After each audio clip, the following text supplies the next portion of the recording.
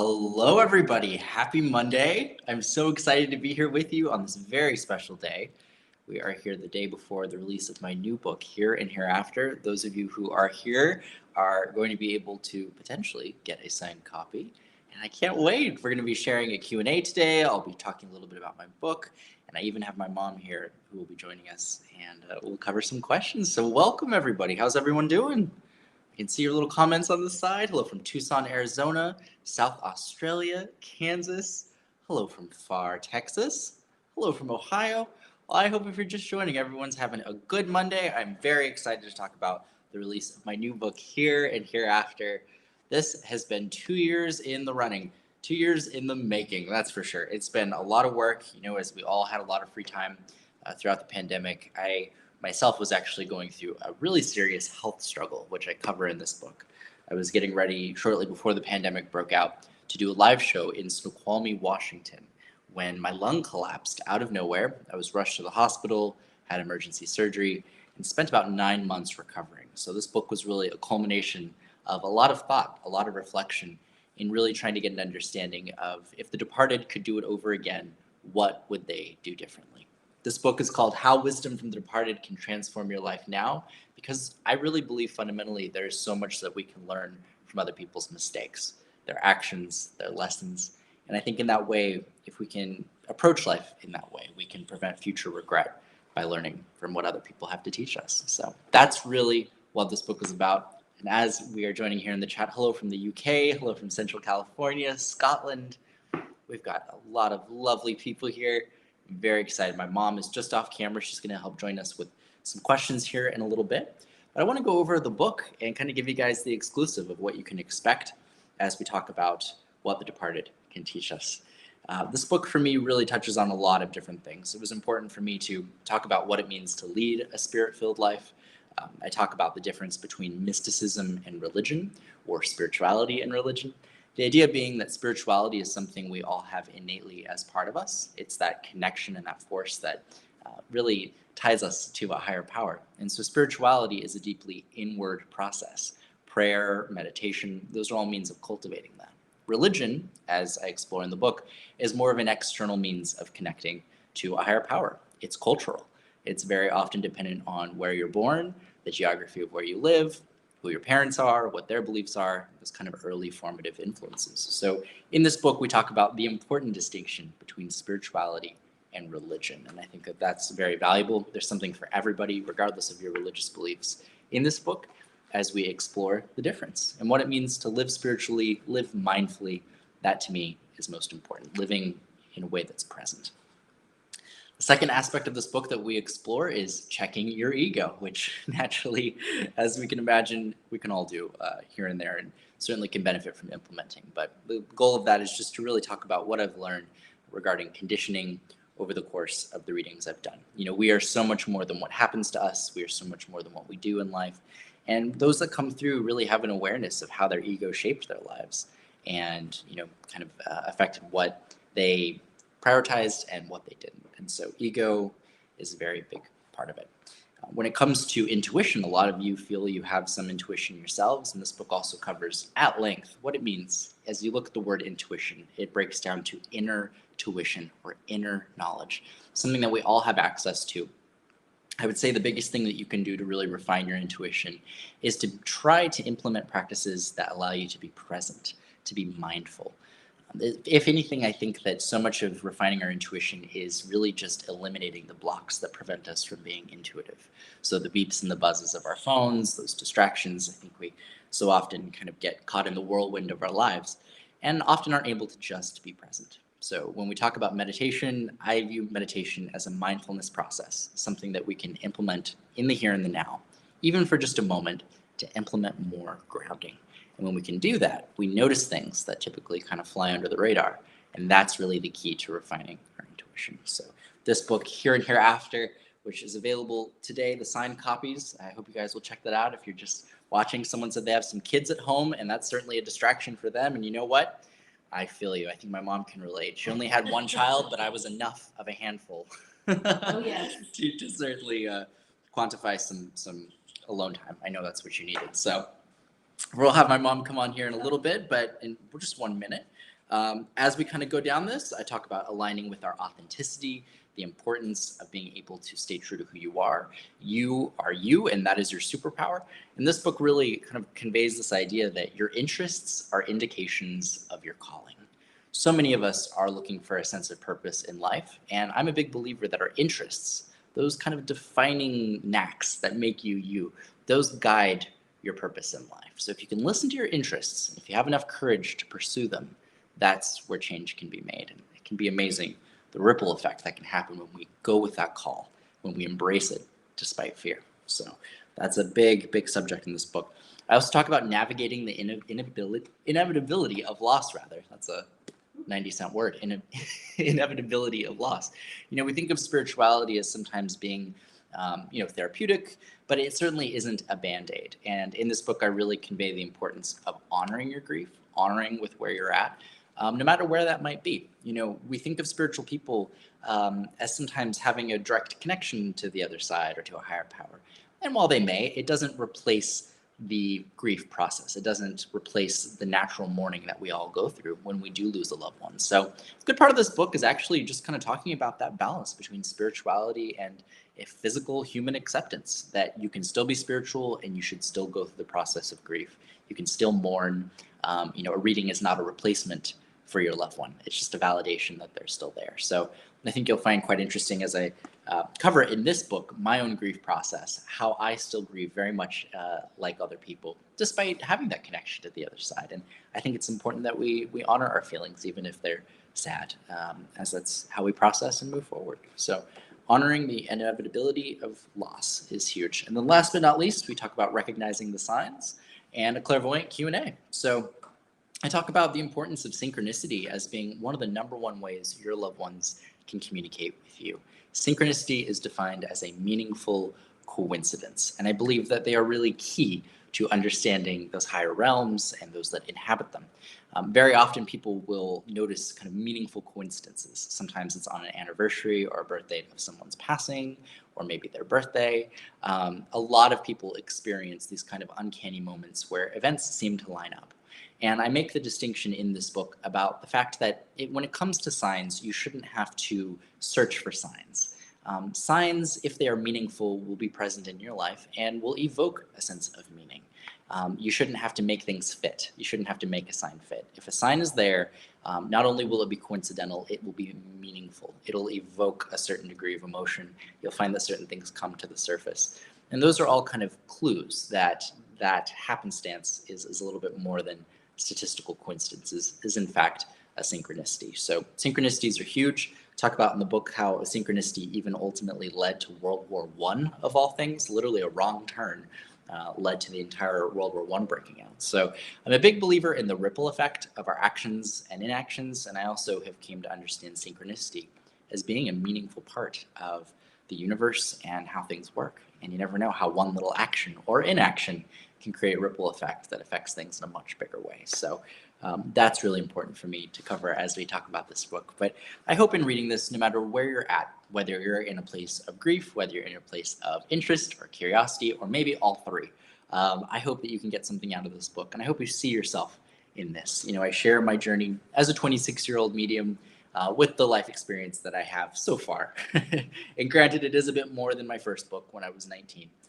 But for me, it's important to not tell people what to believe, to just share interesting theories, interesting ideas, points of reference that when you read this book, you can then go back and look at keywords or highlighted things that you can then kind of get additional resources for books and just concepts, right?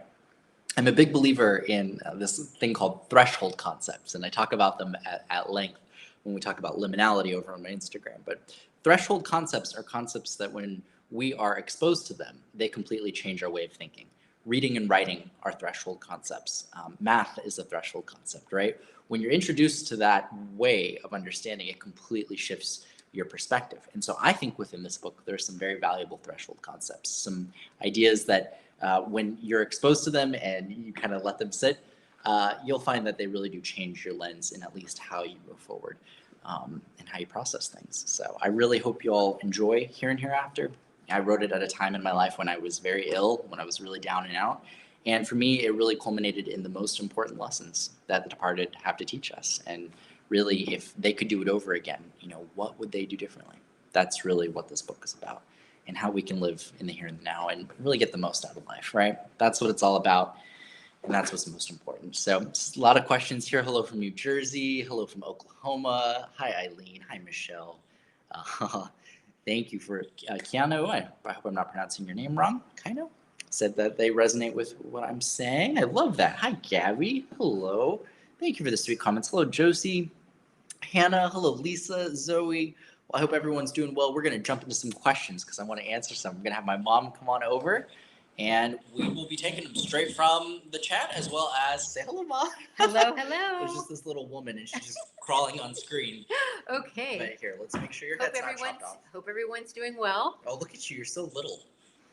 Okay. Look at you. Sit up straight. And your hair. Oh, I know. Let's fix this mess. I'm going to start digging in your hair like a monkey. Let's fix this mess. No, it's raining here in LA, so bear with us. It is.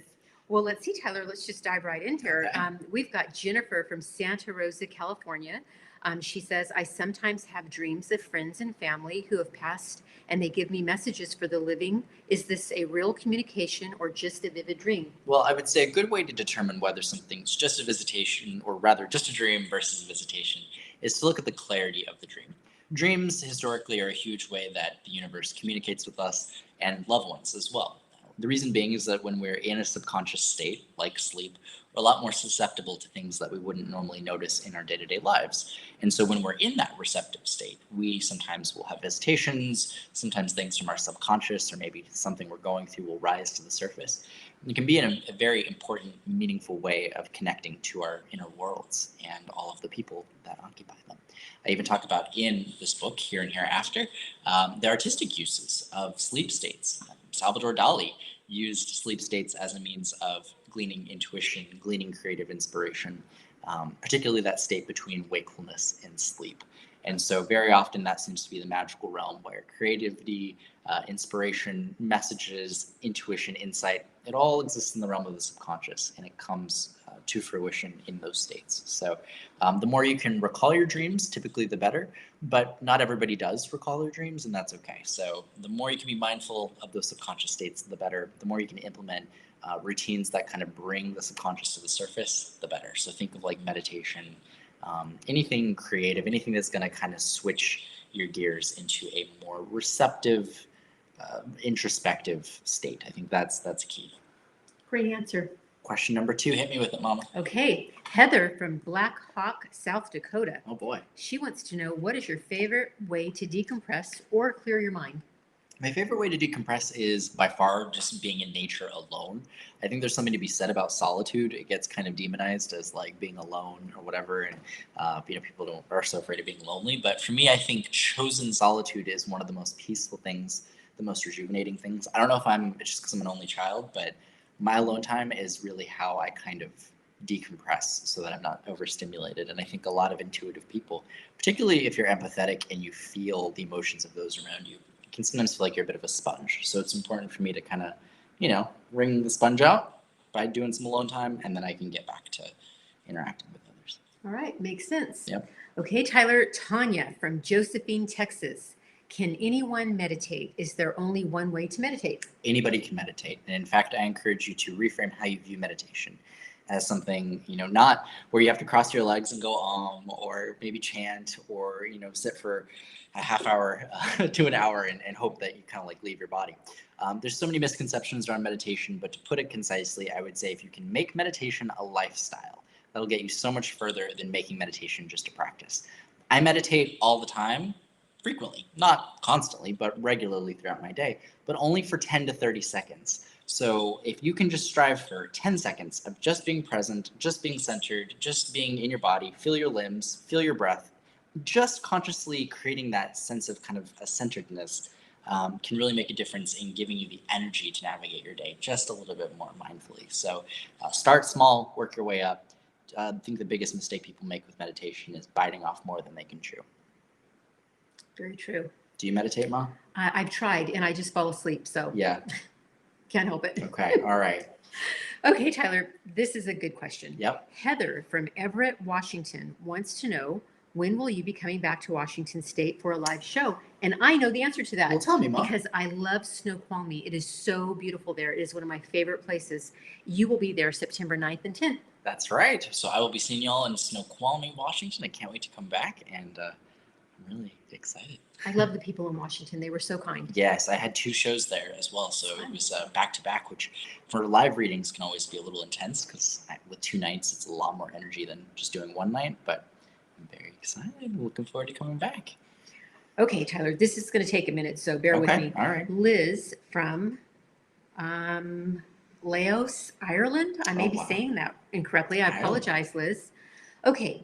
Hi, Tyler. What happens after we die? Do we move on to another place, heaven, or another dimension? I feel so lost after my father passed, and I'm trying to make sense of it all. Sure. P.S. Really loved your show on Netflix. Oh, well, thank you so much. I hope to be able to get to Ireland and see my friends there. But to answer your question, I would say it's a big question.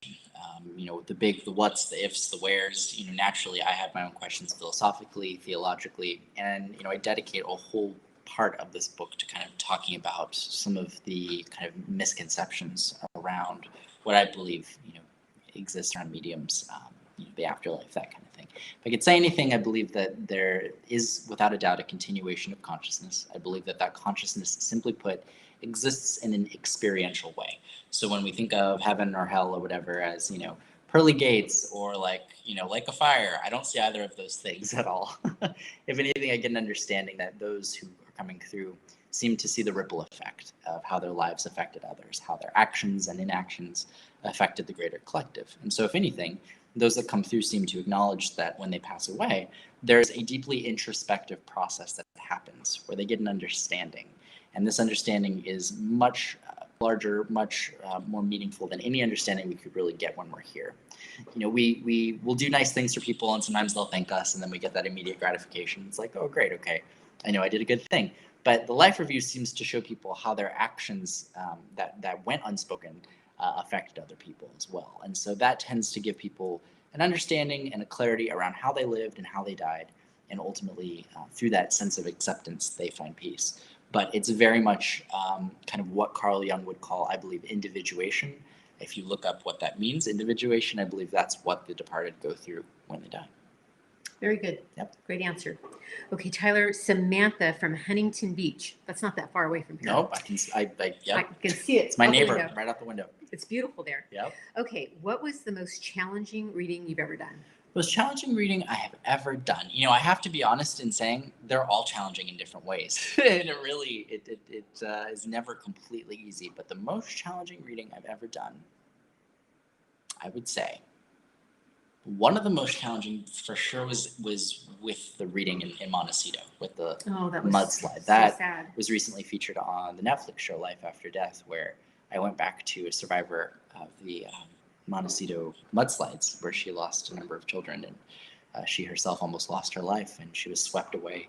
It was a really tragic story, but she wanted to actually go back to where it all happened with me for the first time since the event. And so that was really challenging from an emotional perspective, just because doing my job, I liken it to kind of like a mailman in the sense that I just, deliver the message. I don't write the letters. And I also just felt like I had to kind of focus on just being a good interpreter and not letting my own emotions kind of take over. But it was very challenging to just kind of take that interpreter role because I wanted to cry. I wanted to, just burst into tears for her for what she had gone through. So that was one of the most challenging, just because it really tested my humanity in the sense of I had to really just kind of be the messenger without bursting into tears. But it was a big challenge. Yeah, that had to be a tough day. That was a really tough day.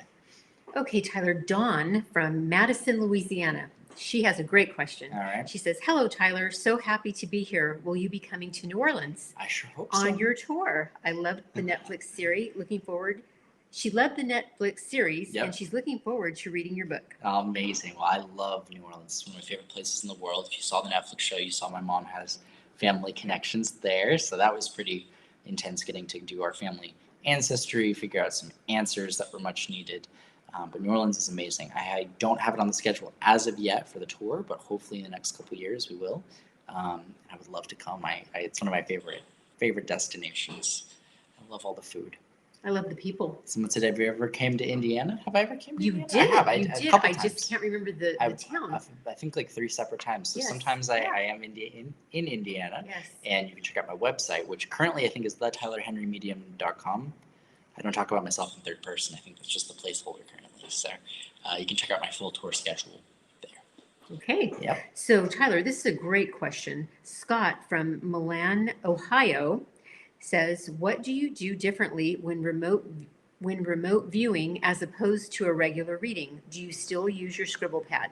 So I do both, regardless of how I'm connecting. I find that when I'm having to kind of get into that intuitive insight, no matter what the task is, be it psychometry, which is holding onto an object, whether it's remote viewing, it all is facilitated by my scribbling. And so my scribbling is really just my way of kind of creating the necessary change of pace to start receiving messages. If you can think of it as kind of like an on switch, that's what scribbling does for me. So when I'm not scribbling, I can maintain some degree of normalcy. I can go about my day-to-day life.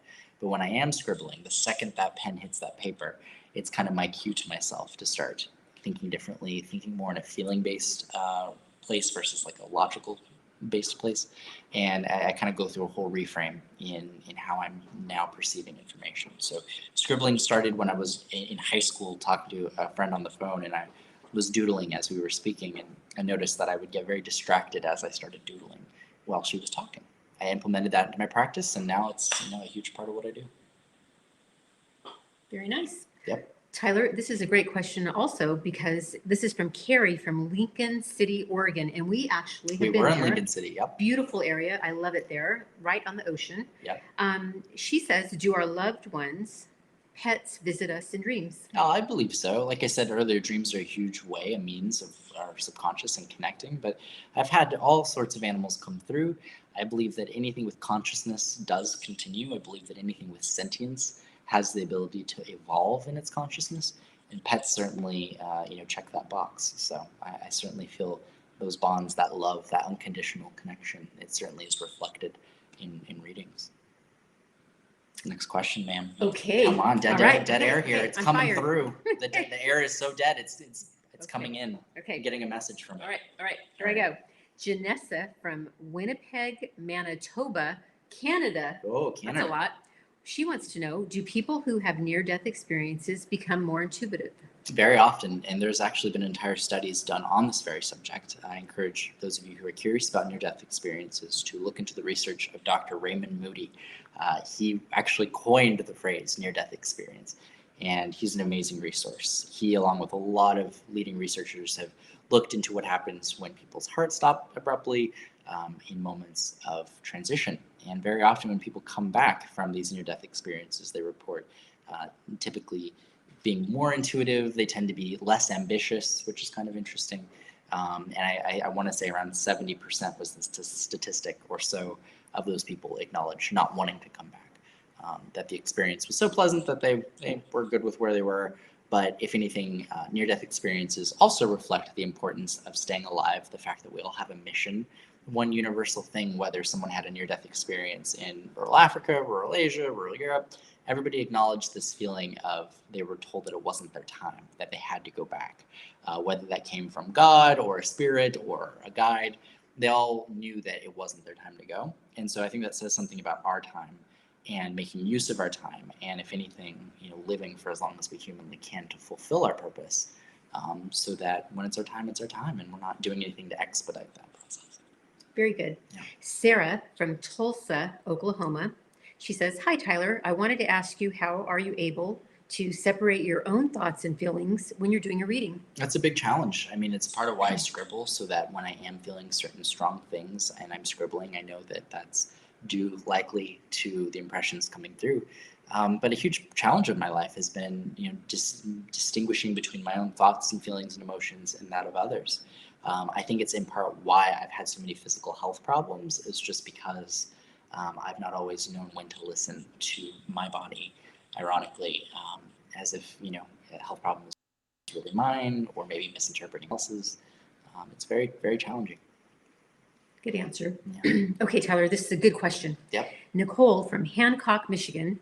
wants to know if you could only have one food for the rest of your life, what would it be? That'd be- I know, I know. What is it? Can I buy a pea? Can I buy a pea? He is the most boring eater. It's going to be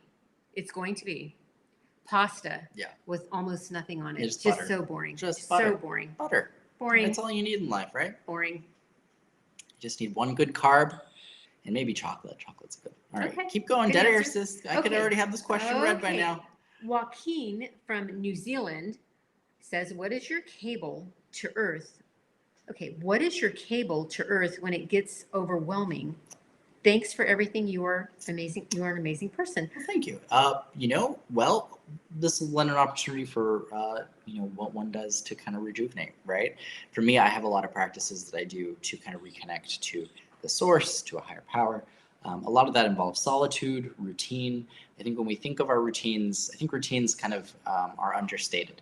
We think of the idea of a ritual as being something where you light candles and burn incense. I really think there's great value in what we make a habit and what we repeat. And the behaviors that we repeat solidify in our lives, they like crystallize. And so for me in my life, I have certain practices like mindful solitude, or at the end of the day, I try to make it a point to watch the sunset. There's certain things that I make a routine that allow me to just have brief moments of kind of groundedness, centeredness, focus. So I encourage people to create routines, even if they are as small as brushing your teeth at a specific order when you get out of bed. Certain things that just ground you, create some structure, and allow you to have something that's intrinsically yours, right? We live in a world where we're having to do what other people want us to do all the time. So create some things for yourself that you do for you, for your well-being, that give back, and make that a habit. It can be a very powerful ritual. That's great. Okay, Tyler, this is a really good question. You're getting so many great questions. Mhm. Okay, Amber from London says, what is the most rewarding aspect about what you do? Also, do you have a favorite or inspirational chapter in your book? Oh, That's a great question. It's a great question. I would say, so one of my favorite things about what I do is just the conversations that get started as a result of the work. For me, regardless of people's belief in mediums, my goal is to validate the person sitting in front of me, to validate where they are, what they've gone through, what they feel, wherever and whatever that might be or look like. And so in my book, I actually feel like one of my favorite chapters is the chapter 6. It's called Recognize the Signs. And the reason why that chapter is so important is because I think it kind of lends people a little bit of a toolkit on how to kind of be your own medium. We think of mediums as being people that are, extra connected, but the chapter about signs really makes evident that we all have the means of connecting to those who've passed and to our loved ones.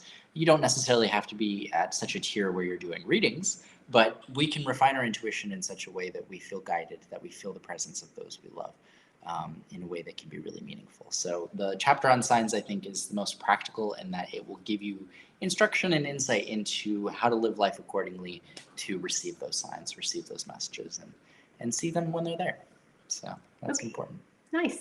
Tyler, this is a fun question. Yep. Andrea from Connecticut. We love Connecticut. Yes. We were just there not long ago. We sure were. Okay, she says, hi, Tyler. Thank you for being such a light of energy and inspiration for me. Who are some of your favorite singers? Favorite singers? Oh, geez. Carney Wilson, China Phillips, Mamas and the Papas. Let's see, what's Flow of Consciousness here? Lana Del Rey is great. We love them all. I like my music from the 60s. I'm a bit of a fan of that era. What about you, Ma? Steve Perry? Oh, Steve Perry, Journey? all I day long. introduced her to Steve Perry. He did. It was one of the best days of my She life. physically left her body. She I popped did. out at I an did. angle, and she was I floating. levitated. When we're I talking about levitated. near-death experiences, she about killed over when I introduced her to Steve Perry. She was like a high school student again. It was so wonderful. It was like such a when wonderful Elvis day. shakes his hips and then like the whole front row passes out. That was my mother. It was a dream come true. What Yep. a sweet, sweet boy you are. Mhm. Someone said Mariah Carey. Nope, can't say she's my favorite. Sorry. You're so bad. I love her. Okay, so Elizabeth from, I think it's Rockdale, Lancashire, United Kingdom, Wow. Okay. says, UK. do you have any plans to tour in England? Not as of yet, but I would love to. Logistically, that can be a little bit of a challenge getting over there. But when I get over there, I want it to be worth everyone's while so that I can try to do as many readings as possible. So I will make my way back there. I've been to the UK twice. It's an amazing place, Love steeped in history. You can feel it. I noticed when I went there how small the door frames were comparative to in the States. Right. Some of the old buildings, people were actually physically shorter, which Right. was pretty darn cool. And it's interesting that you say that because Danny DeVito was at our hotel in the lobby and he was so nice. Well, and he's so short, it's just natural for him. It was perfect. The city was built for Danny DeVito. Love it. Okay, Tyler, Annette from Switzerland says, you're a clairvoyant, so you see pictures, symbols, etc., but you also feel things physically. Can you also smell and hear information? Sure. So we kind of talk about the clairs, which clairvoyance is a French word. It means clear sight. So clair meaning clear, voyance being vision or image. So there are a number of faculties of which intuitive information comes through. You have clairvoyance, clairaudience, as in clear hearing, claircognizance, clear knowing, clairsentience, clear feeling, yada yada. So you have all these different kind of clairs. My strongest is definitely clairvoyance. I get strong mental images. People wonder how information comes through. I don't see dead people walking around. It really feels a lot like memories that aren't my own, but they feel like they're my own. So I'll have some kind of ability to almost recollect information, or sometimes it will feel like an active daydream.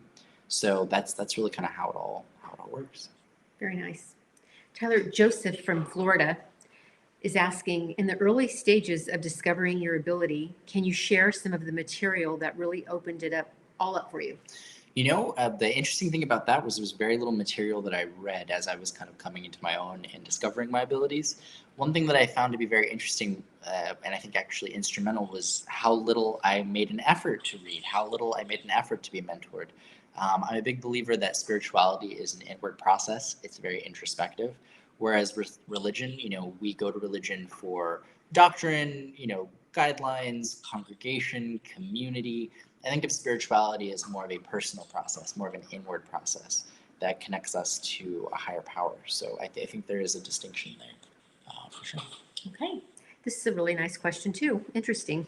Sarah from Wisconsin says, hi, Tyler. What an amazing blessing you are. That's so true. Oh, you are. Thank you. She wants to know my question is, what do you suggest is the best first step in helping others when you find out you have these abilities? First step in helping others, I think, would be helping yourself. I think when it comes to abilities, everybody's working with different things on different degrees of the spectrum of intuition. I would say I personally am of the belief that we need more intuitive healthcare workers. We need more intuitive engineers. We need more intuitive people who are in everyday workspaces and where they can allow that intuition to shine. So just because you have an ability doesn't mean that you are necessarily destined to become a medium. However, if you do have a stronger intuition, you can use that within what you have access to. I think for very often we're granted things, opportunities to help in our immediate vicinity with what we have. And so keeping that in mind is good. You can still be intuitive. You don't have to necessarily do readings or take that burden on, because it is a massive burden that I don't encourage people to take on. But you can certainly apply it to counseling, therapy, jewelry making. I mean, think of all the amazing ways you can apply intuition in everyday fields. I think that is where we see a lot of success. Or heck, even in business. I've had a lot of clients who are very successful CEOs, business people, and they got there purely based off of the refinement of their own intuition. Right. So we shouldn't think of people feeling the pressure to do readings or to help people through being a medium. You can help people through providing a kind ear, a listening ear, a kind word, a validation, that feeling of being understood or understanding someone and kind of honoring that. That's all how we can apply our intuition, even beyond just being a medium. Very good. Tyler, Ashley from North Glen, Colorado asks, is it true that we reunite with all of our loved ones after death? Well, I certainly believe so. I've found that in everybody that comes through, nobody ever comes through alone. We could get into the logistics, and I actually touch on reincarnation quite a bit here and Hereafter, as well as my first book, Between Two Worlds. But I do certainly believe that there is a reunification process in some way. I think our own soul and the expansion that happens as a result of the life review process seems to kind of almost even orient us to our loved ones in a way that we just can't really grasp when we're here. So if anything, I think there's a deeper reunification that occurs as a result of an expansion of consciousness, where we are not separate, and in fact we kind of view ourselves as one thing. Kind of think of if you have all of your loved ones on one finger and you're the thumb, you kind of realize on the other side, well, you're all connected to that same hand. So this might be you, This might be grandma, this might be your mom or dad or brother or sister who's passed, and you're all connected to that same hand. But in life, in the physical world, we all feel like we're very much distinctly on separate fingers, right? That's the best way to kind of describe it. It's a reunification, even beyond a physical one. It's a conscious kind of a reconnection, expansion, is my belief. Very good, Tyler. So Kendra from Edmonton, Washington says, I noticed you use tarot in a reading on the Netflix show. How has tarot helped you to evolve your intuitive abilities? So tarot is really just a tool. You have the stereotypes of psychics and mediums with the long fingernails and the pulling over the death card, and that's really not what it is. If anything, tarot is really just a visual representation of concepts. And for particularly intuitive people, tarot can sometimes help compartmentalize that intuitive information in a way that makes sense, in a way that helps them kind of filter through it all. So I was gifted my first deck of tarot cards at the age of 13, and I used them, but I found them to be actually a means of almost compartmentalizing information. Think of them as almost like file folders. So when I would pull a card, I was able to then kind of say, okay, what I'm thinking of right now, that is placed here based on this placement. Astrology, tarot, scrying, all of that is all just a tool and only as valuable or as useful as the practitioner, right? If I were to hand you a hammer and tell you to build a house, you're going to not be doing much, right? Well, if I hand a skilled contractor or carpenter and I'm like, here's the hammer, build a house, they actually are going to create something very different than maybe we might. So thinking of it as a tool that can shine in the right hands, but nothing more than that. It's just a tool. They're just laminated pieces of paper. But if you're going to do it, I do recommend the Rider-Waite tarot deck. Rider-Waite. All right, next question. Okay, Tyler. I think it was Diane that asked, when are you going to Texas? Texas. So I was in Dallas, Texas last, I think, 2 years ago? December of 2019. 2019. Right before COVID hit. That's right. And I love Texas. Dallas, Texas, I got to check out. So I'm going to be coming back in the next couple of years. Yes. Okay. And let's see. I had another question here. Oh, do you got more? Yeah, Got more? I Let's do. see. Okay. Let's see. Carolyn is asking, how is your health now? So health is doing a lot better, and thank you for asking. I had a lot of time to reflect and write here and hereafter as I was in a hospital bed and lost, God, it felt like, 40 pounds? 30 pounds? Yeah. I definitely gained it back, as you can see. This medium is a medium, but I definitely needed to. I spent a lot of time healing and recovering, and so this book really kind of acted as a reminder of what I really needed to focus on. I think in readings, so often I'll relay messages that I myself am meant to hear. And this book felt like I was meant to hear the very things I was writing. I was at a time in my life where, I think we were all kind of stripped of the things that we typically wear as, badges of honor, right? When the pandemic happened, we couldn't go to work in the way that we normally could go to work. We weren't able to contribute in the way that we're used to contributing. And illness in general will do that to you. It stops you in your tracks. And so I think it's an opportunity when we deal with illness to kind of reflect, to look at how we contribute to the world around us so much more than what we can do for others. And sometimes, medical stuff teaches us things. And so I think there was a kind of privy time to write this book because illness was a very introspective process for me. Very good. I just saw that someone from Washington asked, when we talk to our loved ones, do you think they hear us? So I'm a big believer that loved ones, or consciousness as I call them, do connect to intention. I believe that as you can do what John Edward says is called being the bridge. And being the bridge means that you are putting forward the effort to connect in some way, to kind of set that intention. And you'd be surprised how just mindfully doing certain things, which I'll get into, can actually help facilitate communication with the other side.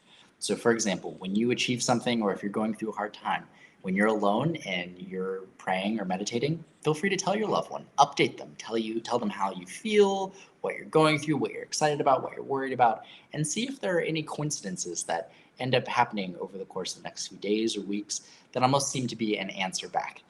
John Edward has the great kind of phrase of being the bridge, as in doing what you can to kind of meet them in the middle through conscious intention, through prayer. Some people will write to their loved ones. Other people will keep journals dedicated to their loved ones. It's wherever you're at and however much or how little you need in your grief process, but just setting that intent to then receive is really important.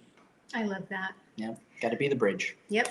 Heather from Los Angeles is asking, how is your second book different from your first book? And do you plan on writing a third book? I am working on a third book, funny Nice. enough. But the second book, Here and Hereafter, does differ from my first book in the sense that this got written as a, well, at the time, 24-year-old?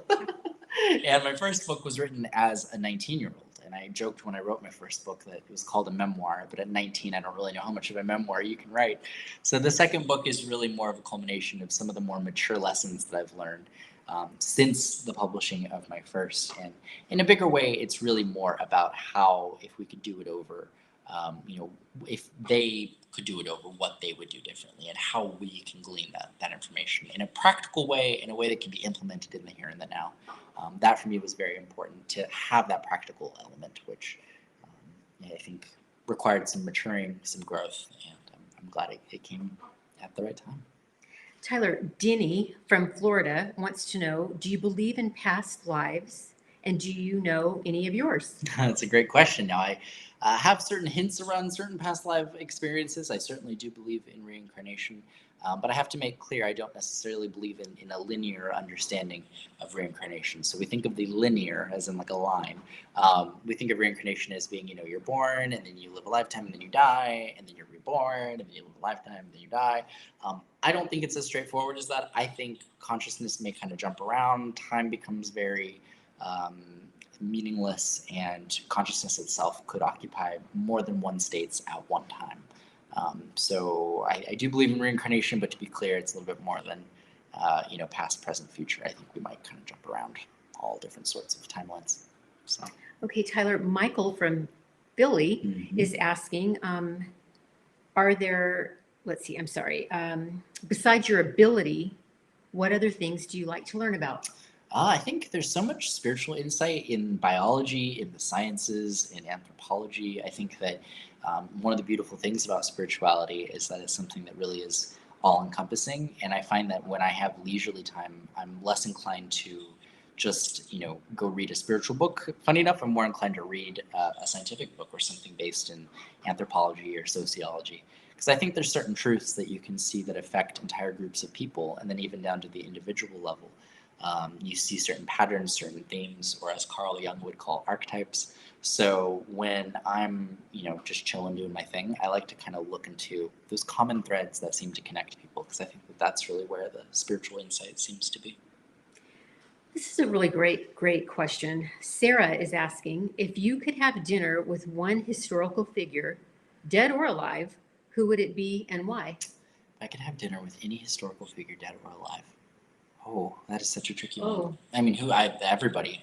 Edgar Allan Poe. Edgar Allan Poe would be a big answer. Yeah, he was one of my favorite people, just from a poetry perspective, because I think he really was one of the first to, at least in the modern age, kind of make really valid use of his pain in a way that was so much more than what happened. He was an example of turning what you go through into something that can be meaningful and evocative for other people. And so I think he made a lot of use out of his grief in a way that was really commendable. I think it was ahead of its time. I mean, if you think of back in the day, it was such a taboo to talk about, to even really show your ankles, let alone talk about grief or death or loss. So the fact that he was edgy enough to talk about like the death of his wife, the love of his life, in such a candid way, I think we kind of set a good example for what we can do in the here and the now. So. Very good. Tyler, Cole over here asked, this is a really great question. Cole asked, would you ever consider working or helping the government? Oh, that's a fun question. I've had people connected to that certainly have shown interest, but yeah, it's not my life's purpose or certainly my life goal, but if it happens, it happens, and that'll be that. Let's see. Someone said, you have always seemed to connect with positive energy. Has there ever been a time? I was gonna say, am I gonna run for like Department of Recreation? Is that how I'm gonna help with government? Mom, are we gonna run? I'm gonna run for mayor of West Hollywood, and we can put a flag. I'll vote for you. Okay, you'll vote for me. I got one vote. No, I think they mean like organizations. So like, yes.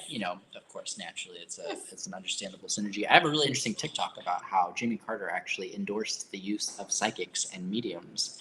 You can check it out on my Instagram or my TikTok. I have a video saved there, and they actually were able to find a downed plane as a result of a medium. And this was spoken out of the mouth of Jimmy Carter. Amazing. So kind of tricky to debunk that one, let me tell you. But That's a good one. Right?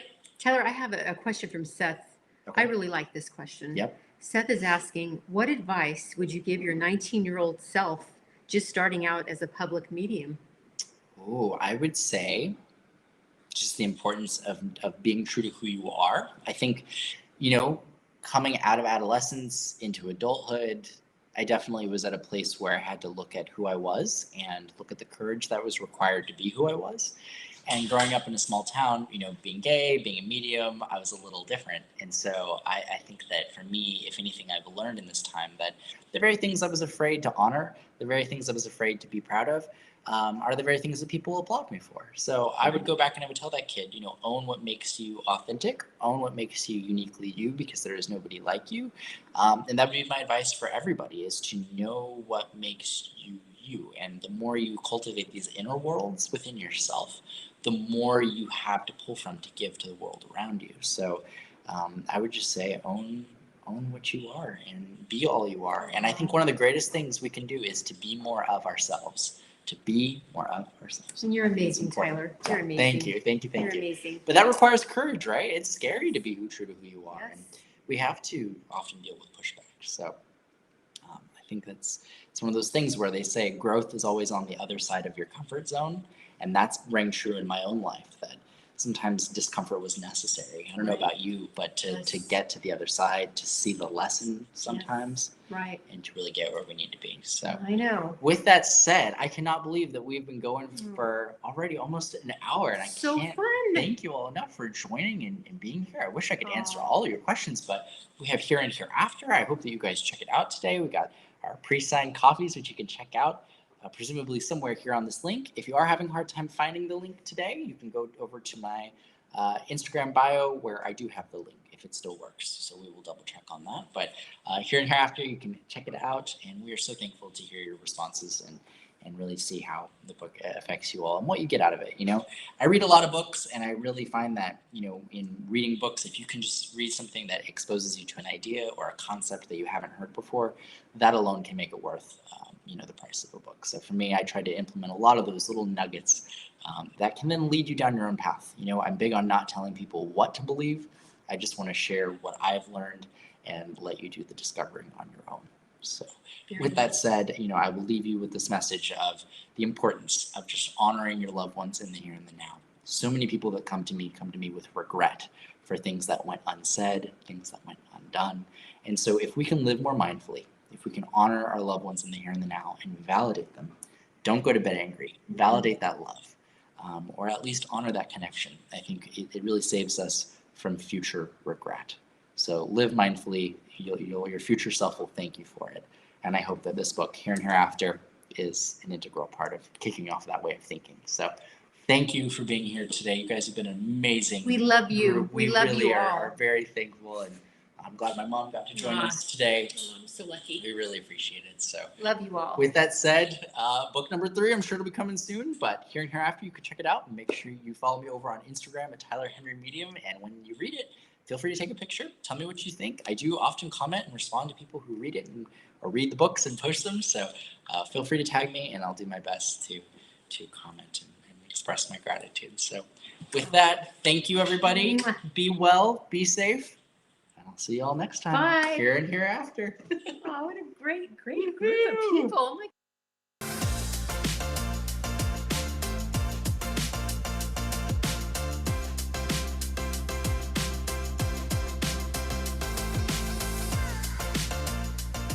Hey, this is John Acuff, New York Times best-selling author of 7 books and someone who's done a live signing. If you like the one you just watched, make sure you check out our YouTube channel. It's full of amazing authors having great conversations and signing books for viewers just like you. So make sure you subscribe, and thanks for watching today.